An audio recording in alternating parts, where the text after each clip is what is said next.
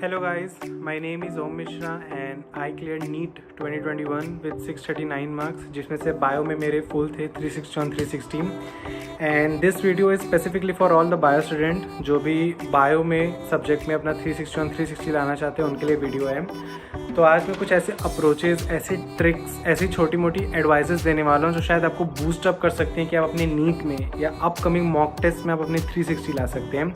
90% लोग का favourite subject होता भी है एंड 50% वेटेज भी होता है, तो उसमें एटलीस्ट 340, 350, 360 स्कोर करना मस्ट है, otherwise you are out of competition. And मेरे 360 आए थे तो मुझे एकदम अच्छे से पता है कि कैसे एक बायो में अप्रोच होनी चाहिए ताकि लोगों की 360 आए। सो स्टार्टिंग विद आपका पेपर एनसीईआरटी से ही आने वाला है। चाहे एआईपीएमटीज भी होते थे वो भी एनसीईआरटी से ही आते थे। वो अलग बात है, पुराने एआईपीएमटीज में पुरानी एनसीईआरटी फॉलो होती थी, इसलिए वहाँ पे अब हमें लगता है कि वो आउट ऑफ था, पर उस समय भी एनसीईआरटी से ही पेपर आता था। और अगर आप लास्ट 2 साल का देखें 2020 में और इस साल 2021 में 90 क्वेश्चन में से 90 क्वेश्चन सिर्फ एनसीईआरटी से आते, एक क्वेश्चन भी नहीं आया था आउट ऑफ एनसीईआरटी। जो आते भी हैं आउट ऑफ एनसीईआरटी वो एनसीईआरटी के ही रहते हैं, पर हाँ वो टफ क्वेश्चन होते हैं। एनसीईआरटी भी एक बहुत इजी बुक नहीं होती कि आप 2-3 बार गो थ्रू किया आप मास्टर हो जाओगे उसमें भी आपको बहुत रीडिंग्स, बहुत मॉक टेस्ट, बहुत क्वेश्चन प्रैक्टिस करनी पड़ेगी, तभी आप क्या पाएंगे। तो पहले अपने माइंडसेट को यही रख के जाना कि हमें एनसीईआरटी सिर्फ ही पढ़नी है और हमारा पेपर एनसीईआरटी से ही बन के आना है। अब एनसीईआरटी पढ़ने का बेस्ट अप्रोच क्या होता है? अगर जो आप 22 के एस्पिरेंट है तो आपके लेक्चर्स तो ऑब्वियसली ख़त्म हो गए होंगे, अब आपका रिवीजन टाइम या सब रिवाइज करोगे या वापस मॉक टेस्ट चालू हो रहे होंगे, तो उनके लिए थोड़ी अलग एडवाइस है। लेकिन जो इनका भी 11th स्टैंडर्ड में है, आप प्लीज़ कोई भी चैप्टर चालू हो रहा है उससे पहले एक बार आप एनसीईआरटी पढ़िए। बोरियत लगे कि कुछ समझ में नहीं आएगा तो भी आप पढ़िए, और उसके बाद जब वो लेक्चर हो जाए तो वापस एनसीईआरटी पढ़िए। और ये वो बाकी बच्चों के लिए भी है जो शायद अभी क्रैश कोर्स पे सिर्फ डिपेंड है कि हम अभी से वापस चालू करेंगे। तो प्लीज़ एक बार आप एनसीईआरटी पढ़िए, वापस लेक्चर्स देखिए, नोट्स बनाइए और फिर एनसीईआरटी पढ़िए। आपको एक क्लियरेंस आएगी कि आपको कैसे एनसीईआरटी में आप शायद 60% समझ गए होंगे। 2-3 बार और पढ़िए, शायद 70% समझ गए होंगे। ऐसे ही आप फिर मॉक टेस्ट देंगे और नीट के कुछ टाइम तक आप इतनी बार एनसीईआरटी पढ़ लीजिए ताकि आपको अंदर से कॉन्फिडेंस रहता है कि मैंने एनसीईआरटी की एक लाइन पढ़ ली है। क्योंकि चाहे लोग कुछ भी कह ले, टॉपर्स कुछ भी कह ले, मुझे पता है मैंने 360 लाया यही 2 बुक से पढ़ के लाया, इनके बाहर मैं कभी नहीं गया। स्पेशली वो बच्चे जो थोड़ा ओवर एडवांस बनने के लिए ट्रूमैन, अरिहंत या को पता नहीं कौन कौन से एनसाइक्लोपीडिया पढ़ते हैं।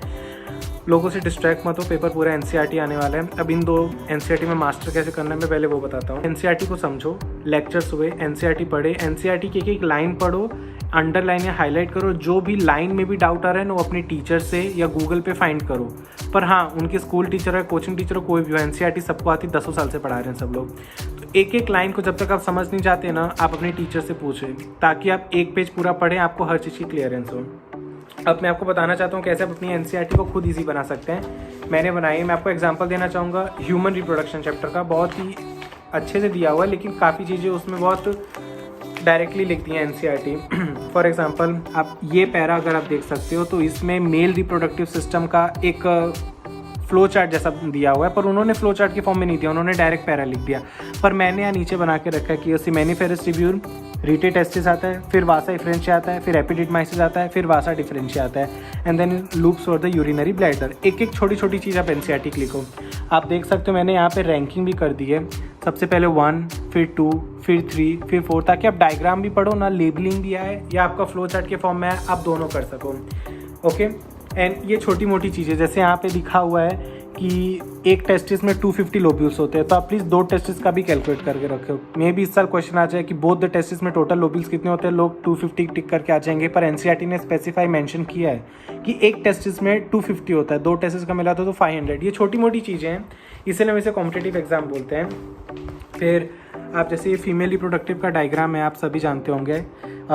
जैसे एनसीईआरटी के कीवर्ड्स होते हैं, आजकल पेपर में डायरेक्ट कीवर्ड्स आ रहे हैं। तो जैसे एनसीईआरटी ने इस्थेशमस के बारे में narrow lumen and joins the uterus, तो मैंने प्लस का साइन लगा के 2 कीवर्ड्स जो यहाँ पे थे वो बार बार पैराग्राफ के फॉर्म में रीड करने की आपको ज़रूरत नहीं है। ऐसे मैंने इस डायग्राम में जितना मैंने सब यहाँ पे लिख दिया है, कुछ भी ऐसा नहीं मैंने छोड़ा है।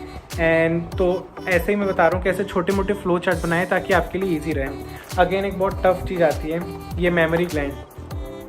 ये वाला जो पार्ट है ये लोग एज इट इज़ जितनी बार भी पढ़ लें, ये सीक्वेंस पैराग्राफ रीड करने से आपको नहीं पता चलेगा, ये आपको अलग से बनाना पड़ेगा। जैसे मैंने बनाया है कि पहले आता है आपका मेमोरी लोब्स, फिर एल्वियोलाई, फिर ट्यूब्यूल्स, फिर डक्ट, फिर लेक्टिसिफेरस डक्ट, फिर एम्प्यूला। ये फिर एम्प्यूला, फिर लेक्टिसिफेरस डक्ट। ये आपको ऐसा बनाना पड़ेगा। आप ये पैराग्राफ जितनी बार भी रीड कर लोगे आपको ये सीक्वेंस नहीं याद हो जाने वाला, क्योंकि टर्म्स एक जैसे हैं, कन्फ्यूजन हो जाती है। और आपको पता अगर आप मॉक टेस्ट देते हो तो कितना कन्फ्यूजन होता है ऐसे क्वेश्चनों में। तो अपनी एनसीईआरटी को सिंप्लीफाई करने के लिए उसमें हाइलाइटर्स थोड़े यूज़ करो, या ऐसे फ्लो चार्ट बनाओ, स्टिकी नोट्स का यूज़ करो। तो ये एक अप्रोच हो सकता है जो आप अभी भी नहीं किए हो तो प्लीज़ करो। सबसे पहले एनसीईआरटी को समझो, प्रोसेस दिया हुआ है समझो। क्रेब्स साइकिल अगर एनसीईआरटी में दिया है, जितना दिया एज इट इज़ आप रट लोगे, कोई फ़ायदा नहीं होगा। आप याद करो 2020 में क्वेश्चन आया था, how many substrate level phosphorylation occurs in one cycle of Krebs. तो अगर आपको एक एक टर्म का मतलब पता होगा तभी आप क्वेश्चन सॉल्व कर पाओगे। मैं रट के गया था 2020 में, मेरे सिर्फ 280 आए थे बायो में। ऑब्वियसली जनरल के लिए 280 बायो में मतलब एक बहुत आप रेस से पीछे हो। तो आप प्लीज़ प्रोसेस को समझ लीजिए। जैसे ग्लाइकोलिसिस है, पहले ग्लाइकोलिसिस प्रोसेस समझिए, फिर एनसीईआरटी के ये सब चीज़ों पे आई कि अब आपको एनसीईआरटी को लर्न भी करना है। तीसरा पॉइंट मैं बताना चाहूँगा समरी के लिए। समरी बहुत इंपॉर्टेंट होती है, बहुत लोग समरी को रिजेक्ट करते हैं। अभी मैं आपको समरी से ऐसे ऐसे क्वेश्चन उठा के बता सकता हूँ कि शायद 90 क्वेश्चंस बन जाए पूरे नीट पेपर के, और मैं कह सकता हूँ 50% पब्लिक नहीं कर पाएगी। फॉर एग्जांपल मैं ह्यूमन रिप्रोडक्शन की बात बताऊँ तो ह्यूमन रिप्रोडक्शन में यहाँ पे पार्चुएशन में 3 हार्मोन का इंपॉर्टेंस दिया गया है, cortisol, oestrogen and oxytocin. Oxytocin तो यहाँ मेन कंटेंट में भी दिया हुआ है, लेकिन अबाउट कॉर्टिसोल एंड एस्ट्रोजन वो वहाँ नहीं दिया हुआ है, यहाँ पे दिया हुआ है। तो ऐसे जैसे मैं आपको स्ट्रोक वॉल्यूम का दूसरा नाम पता होना चाहिए। तो जिनको नहीं पता आपको आईना दिखा रहा हूँ, स्ट्रोक वॉल्यूम का दूसरा नाम दिया हुआ है बीट वॉल्यूम। ये आप किस साल के एनसीईआरटी में आ सकता है, आपको नहीं पता होगा, आप कहोगे कि आउट ऑफ एनसीईआरटी था, लेकिन ये आउट ऑफ एनसीईआरटी नहीं था। एक प्रीवियस ईयर एम्स क्वेश्चन था, मैं आपको बताना चाहूँगा। फिल्ट्रेशन कैसा प्रोसेस होता है, सिलेक्टिव या नॉन सिलेक्टिव। हम सबको पता है फिल्ट्रेशन नॉन सिलेक्टिव होता है। किस टर्म में, मतलब वो साइज़ के बेस पे चीज़ों को डिफरेंशिएट करता है, वो सिलेक्ट नहीं करता मुझे इसको लेना है इसको नहीं। तो ये एनसीईआरटी की लाइन है, filtration is a non selective process. तो ये छोटी मोटी चीज़ें आपको पता होनी चाहिए कि जो समरी में दी गई हैं। अगेन आप जाओगे तो यहाँ पे एक्सरसाइज में भी आपको अच्छे खासे मैच द कॉलम मिल जाएंगे, फिल इन द ब्लैंक्स मिल जाएंगे, और काफ़ी ऐसे क्वेश्चन आपको एनसीईआरटी के एक्सरसाइज में मिलेंगे जिनका आंसर शायद डायरेक्टली टेक्स्ट में आप ना मिले। तो टीचर्स की आप मदद लीजिए, क्योंकि एनसीईआरटी तो आप जैसे मॉर्फोलॉजी में भी आपको बहुत टफ होता होगा, एग्जाम्पल्स उसमें भर के हैं, तो उनकी लिस्ट बना लीजिए, निमोनिक्स याद कर लीजिए, क्योंकि आपको ऐसे याद करने पड़ेंगे। मैं आपको कुछ अपने एग्जांपल बता सकता हूँ। जैसे अगर आपको ये वायरॉइड्स और प्राइन वाला चैप्टर बताया, हर साल इससे क्वेश्चन आना पक्का ही है। तो मैंने यहाँ पे वायरॉइड्स के जितने की टर्म्स है वायरॉइड्स के बारे में मैंने यहाँ पे सारे लिख दिए। ऐसे आपको करना है। ये अब मैं आपको थोड़ा शॉर्ट नोट्स के बारे में बताना चाहता हूँ। अगर आप एक अच्छे कोचिंग में, अगर जैसे LN आकाश या कोई भी अच्छी कोचिंग में, तो लोग मे भी आपको माइंड मैप्स दें, लेकिन आप नहीं हैं और आपकी प्रिपरेशन कंप्लीट हो चुकी है, आपसे मॉक टेस्ट दे रहे हो, तो मेरा एडवाइस है आपके लिए, कंपलसरी एडवाइस है कि प्लीज़ शॉर्ट नोट्स बनाइए। जैसे आप एनाटॉमी पता होगा, मॉर्फोलॉजी के बाद प्लांट एनाटॉमी चैप्टर है एक, एंड वो कितना लंबा चैप्टर है हम सबको पता है, लेकिन आप देख सकते हैं मैंने उसे A4 साइज पेपर में कंसाइज किया। ये first page, this is the second, this is the third and this is the fourth. बस ये 4 पेज में मैंने पूरा चैप्टर के एक एक वर्ड लिखे हुए हैं। आई कैन श्योर कोई बच्चा उसकी एनसीईआरटी पढ़े और ये मेरे नोट्स पढ़े, वो इक्वल ही हैं। उसका मेन रीज़न मैं बताता हूँ कि क्योंकि मैंने अपनी एनसीईआरटी को इतनी बार पढ़ा है कि मुझे पता है कि मुझे कौन कौन से पॉइंट, जैसे आप देख सकते हो स्प्रिंग वुड हुआ, ऑटम वुड हुआ, ये मैंने यहाँ पे कैसे लिख लिए। या अगर आप ट्रैकिड्स वाला पार्ट पढ़े होगे, वो कितना पूरा पैराग्राफ के फॉर्म में ही दे दिया है, पर आप देख सकते हैं मैंने कैसे ट्रैकिड्स, स्क्लेराइड्स, ये सब के जो कीवर्ड्स हैं वो मैंने लिखे हैं, क्योंकि अब पेपर में कीवर्ड्स ही आ रहे हैं। अगर आपको कीवर्ड्स पता होंगे तो आप कॉन्फिडेंट रहोगे और वो 3 आवर्स के प्रेशर में आप टिक कर पाओगे। अगर आप कॉन्फिडेंट नहीं हो पाए, कीवर्ड्स में कंफ्यूज हो गए, तो आप अगेन +4 से डायरेक्ट -1 पे भी आप आ सकते हो। तो अगर आपका पोर्शन हो गया है, आपने अच्छे से चैप्टर कर लिया, अब सिर्फ मॉक टेस्ट दे रहे हो, तो प्लीज़ शॉर्ट नोट्स बनाओ। और अगर नहीं किए हैं तो सबसे पहले यूट्यूब पे जाओ, बहुत लेक्चर्स हैं अच्छे अच्छे, या कोचिंग के अपने लेक्चर्स अटेंड करो और पहले एनसीईआरटी को समझो, उसके बाद करना।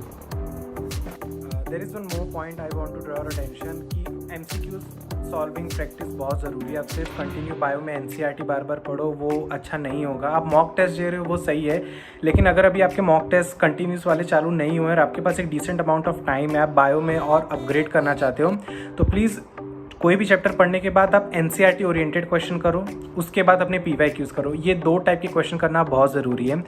अगर आपके पास कोई बुक नहीं है जिसमें एनसीईआरटी ओरिएंटेड क्वेश्चन हो, या आपकी मॉड्यूल्स में सिर्फ मॉड्यूल का ही कंटेंट है, तो प्लीज़ आप एक डॉक्टर अली नाम करके बुक है, बहुत फेमस बुक है।